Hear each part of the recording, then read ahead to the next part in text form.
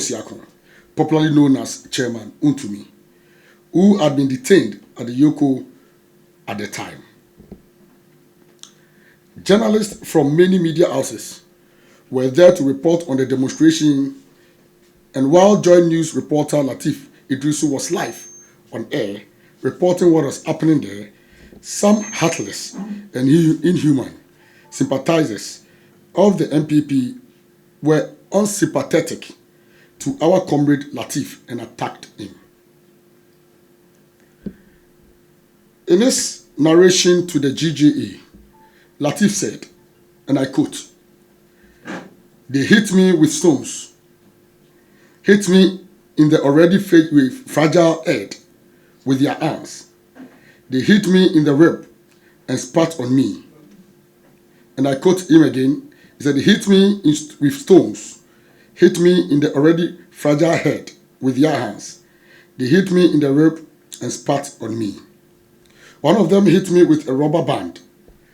They also threatened that they know where I live and that they would deal with me."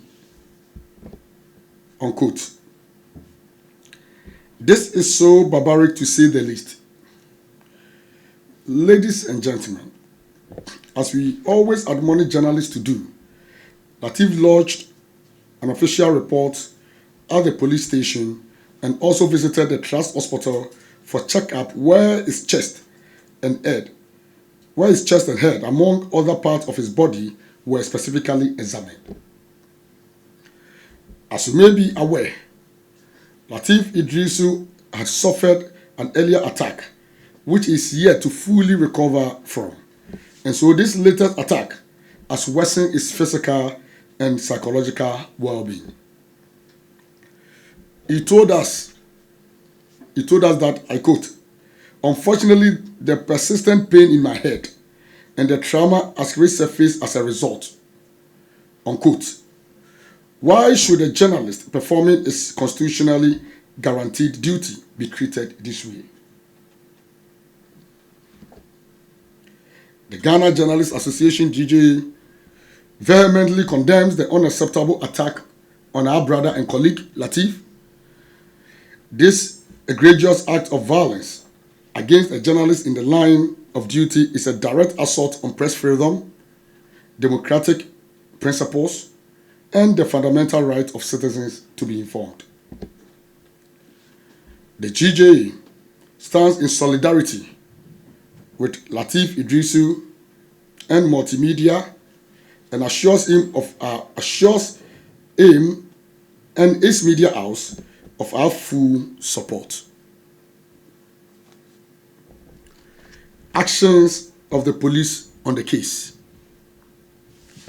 The GJA would like to commend the Ghana Police Service and the Inspector General of Police, IGP Christian Tete Nyonu, for the swift response and the subsequent arrest of a suspect in connection with the deplorable incident. This action sends a strong signal that attacks on journalists will not be tolerated and that the rule of law will always prevail. While acknowledging this crucial step, the GJA urges the Ghana Police Service to redouble its effort to ensure that all perpetrators involved in the attack on Latif Idrisu are identified, apprehended, and brought to justice without delay. It is important that a thorough and expedited investigation is conducted to ensure that all those responsible, directly or indirectly, face the full rigors of the law.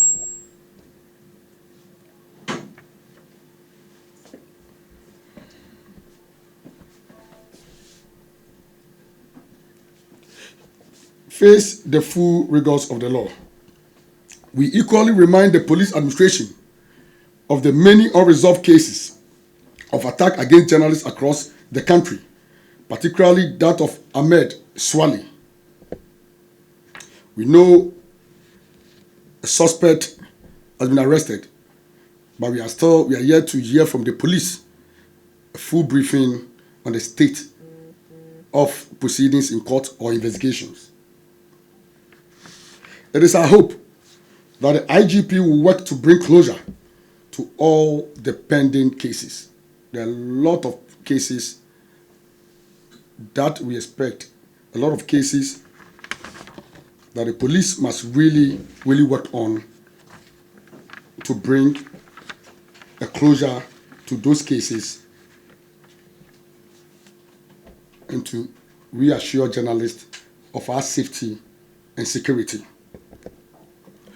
Colleagues, we also learned that the suspect, Theophilus Thompson, was arraigned before court yesterday and has been detained. Thus, he was denied bail by the circuit court. The case has been adjourned to June 18th.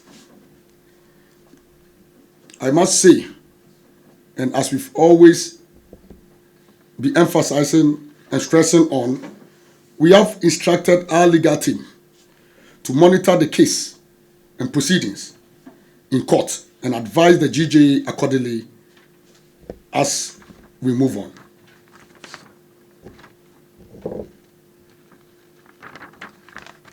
Impunity for attacks on journalists emboldens further acts of violence and undermine the critical role the media plays in holding all leaders, either in power or in opposition, accountable and informing the public. The GJA calls on all political parties, their supporters, and indeed all citizens to respect the independence and safety of journalists. A vibrant and unfettered media is essential for the health and survival of our democracy. Ladies and gentlemen, we will continue to monitor Lateef Idris's case closely and will not hesitate to take further action should the pursuit of justice be compromised. We reiterate our commitment to protecting the rights and safety of all journalists in Ghana. The fight against galamsey. Colleagues, illegal mining has wreaked havoc and is still threatening our very existence as our water bodies, forests, farmlands, and the entire environment are under siege. The fight against the menace is unabated as the perpetrators, the illegal miners, continue their nefarious operations. There have been several attempts in the past with some level of successes, but what is being done now by President Mahama-led administration is commendable. The proactive measures being implemented to address this critical issue demonstrate a strong commitment to safeguarding our natural resources, protecting the environment, and ensuring the well-being of our communities. For 8 out of the 9 forest reserves considered most dangerous mining places in the country and manned by heavily armed illegal miners to be reclaimed by the security forces is an indication that some level of progress is being made. These are places where our journalists who report on mining have described as no-go zones. No-go zones, as some have suffered attacks for daring to go to such places. We are told that the operation is still underway. It is our hope that the security agencies who are undertaking the said operations will not relent or avail themselves to be compromised. Also, we are informed that about 300 excavators have been seized from illegal miners. Officials in the environmental space revealed that 44 out of the 288 forest reserves in the country have been taken over by illegal small-scale miners. The GJA believes that with concerted effort by all actors in the interest of the nation, the remaining 35 forest reserves can be rescued from the galamseyers. We applaud the Ministry of Lands and Natural Resources for showing leadership in this fight. The GJA therefore calls for intensification of the fight at all fronts and asks for periodic updates on the fight in the media to enable citizens to know what is being done and where the government has reached with the fight. It is important, and we call on the ministry and the government to intensify its updates on the fight against galamsey in order to bring Ghanaians or the public to speed as to what is being done to curtail this impunity or menace on our land and environment. Let me take this opportunity to once again commend journalists. All of us here have played a role in ensuring that government live to the task. But there are few who have put their life. They've actually put their lives on board to ensure that we protect the environment and our water bodies for the coming generations. And permit me to commend them. Journalists like Erastus Asari Donko of Multimedia, Kwesi Eje Enim of City FM, and many others for their fearless work in the field against illegal mining. We encourage them not to give up, despite the attacks and challenges in visiting those dangerous illegal mining sites. Again, let me acknowledge the work of the Media Coalition Against Galamsey, which is now Ghana Coalition Against Galamsey, currently known as Ghana Coalition Against Galamsey, led by engineer Dr. Ken Ashigbe, who has taken up a new role as the Chief Executive Officer of the Ghana Chamber of Mines. In fact, we are the GJA is one of the strongest institutions, or maybe we are one of the formidable institutions among the Ghana Coalition Against Galamsey. We salute Engineer Dr. Ken Ashigbe for his work on the Galamsey fight, and we wish him well in his new job, and hope that he will continue to support the Media Coalition Against Galamsey, which is now Ghana Coalition Against Galamsey, till the fight is completely won. We also want to assure him and the Ghana Coalition Against Galamsey of our utmost cooperation and support at all times to ensure that victory becomes ours. Together, we can. You and I, all of us, together we can.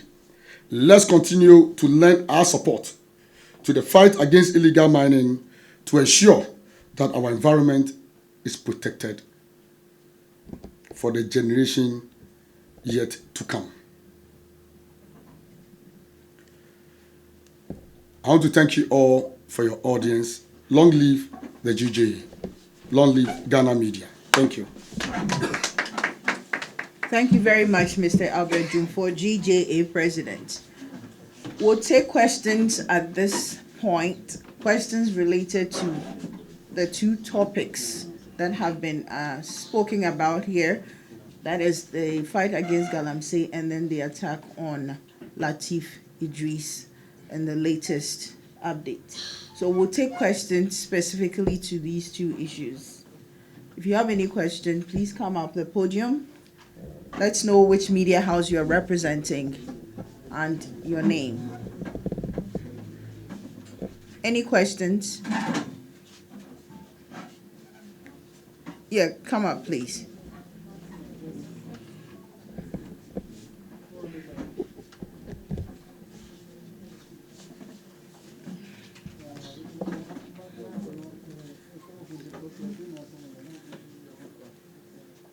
Your name, your media house.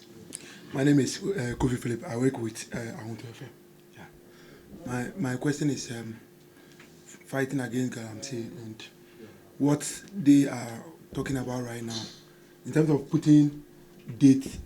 You mentioned of IGP. What are they expecting from the IGP?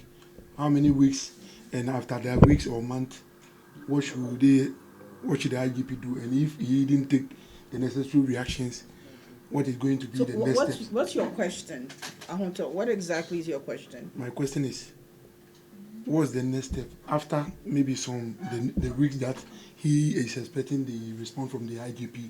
or the people who can just solve this issue after some 1 or 2 weeks or 3? If nothing or any response didn't happen, what is the next steps for GJA? That is what I want to ask. Thank you. Thank you. Any more questions?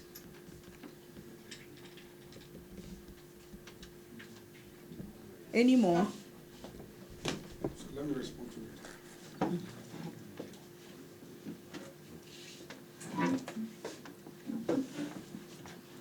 At least I was expecting 2 or 3 questions, but it's fine. So, is it Kofi? Kofi from Ahonto. Ahonto. Okay. So, Kofi, in fact, in my address, we did not give the police any ultimatum. What we said was that we are going to monitor proceedings and how the issue goes. In the past, we have indicated our position on especially the murder of Ahmed Swale and Latif, the same Latif Idris's old case, an attack on him some years back. And we saw that the police recently briefed the public that they've arrested a suspect in relation to the murder of Ahmed Swale. So this one, once there's a suspect, we encourage the police to make sure to crack down all the perpetrators. And so once that is done, the issue will be in the hands of the judiciary. So it will be in court. And we have advised, we have said that we have referred the matter to our legal team to monitor proceedings, because whenever there's such cases, you need a lawyer legal team to monitor and see whether the case is going as planned, or because sometimes if you don't monitor, it will get to a point and the case will be become very should I say they may even to be stale, and they may even throw it away. Thanks for watching. Please like, subscribe, and click on the bell for more updates.